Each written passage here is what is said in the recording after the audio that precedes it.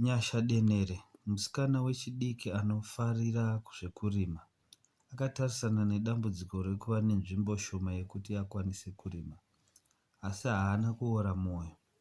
Ave kutoshandisa mukati meimba yaanogara kuita bindu imomo, achishandisa nzvimbo yese irimo kugadzira bindu rizere nezvirimwa, miriwo uye maruva anoyevedza. Musikana uyu anochengetedza kubindu iri nechido uye neungwaru, nekuti anoziva kuti kushinga uku kuchaita kuti zvibudirire.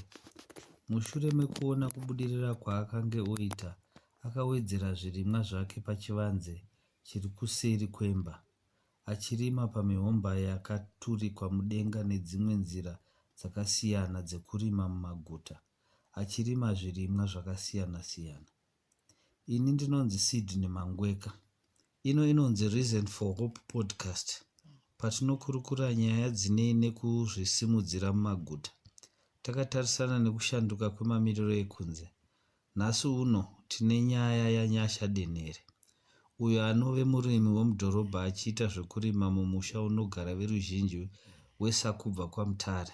Ndakasangana naNyasha pamhembero yekupedza zvidzidzo zvake muchirongwa cheAWE, icho chakatsigirwa neEmbasi yeAmerica muZimbabwe. Ndiri murimi wemudhorobha. Ndinorima muriwo kubva kunhungirwa, mamicrobeans, mababy greens, kusvikira yava miriwo yakasvika, uye nemaherbs. Ndinorima muriwo wangu mune zvigaba izvi, uyewo mugreenhouse. Ndakumbira Nyasha kuti atiudze kwaanoita zvekurima. Ndinoshandisa imba yandinorara yangu, imba yekudyira, uye ndine kagreenhouse. Ndinorimazve kuseri kwemba. Ndakuda kuziva kuti chirongwa chaakanga achipedza kudzidza chakamubatsira sei pakurima kwake. Pandakapinda muchirongwa cheAWE, ndakasangana nevakadzi nevasikana vakawanda, vamwe vane utungamiri mudunhu reManicaland. Ndakangowirirana navo, uye vakabatsira zvakanyanya muupenyu hwangu, mukusimudzira bhizimusi rangu. Tave kungofambidzana nekushandidzana. Nyasha ane chinangwa chekukunda pavarimi vemuAfrica yese pakutengesa zvokudya zvinorimwa pasina mishonga, achitengesa kunyika dzepasi rose.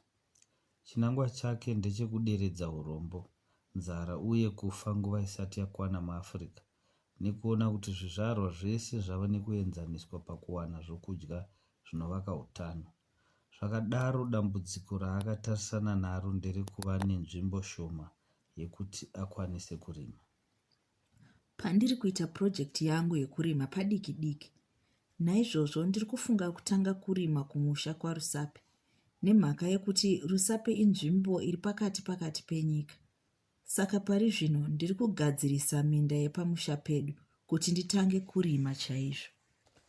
Tasvika kumagumo echirongwa chesvondo rino cheReason for Hope podcast, patinokurukura nyaya dzinei nezvekusimudzirwa mumaguta. Takatarisana nekushanduka kwemamiriro ekunze.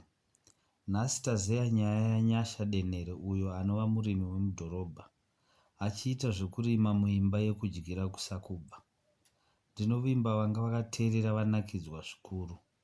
Kuti muwane kuteerera dzimwe nyaya dzakadai, shanyirai peji redu reFacebook runoti Youth Information Development and Resource Center. Chayai runhare kana kutumira WhatsApp namba dzinoti 263 719 850 083. Tobatana zvekare panguva inotera. Ndini wenyu Sydney Mangweka.